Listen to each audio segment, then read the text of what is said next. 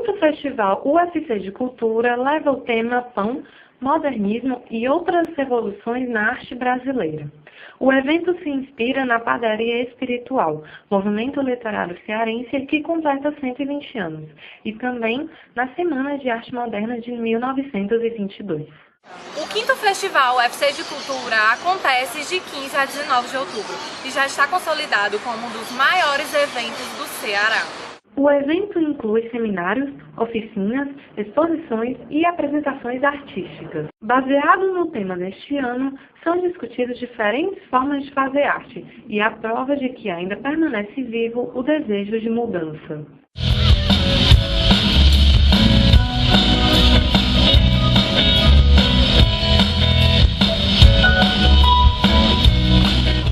Em entrevista ao PET TV, o cantor e humorista Falcão fala sobre suas expectativas sobre a sua primeira participação no festival. A expectativa é a melhor possível, né? Primeiro que é a primeira vez que eu participo desse festival, e segundo que é o meu retorno aqui à Concha Acústica desde a época que eu estava começando. Eu acho que faz uns 20 anos que eu cantei nesse palco aqui, e hoje vai ser o meu retorno triunfal a essas plagas UFCanas aqui.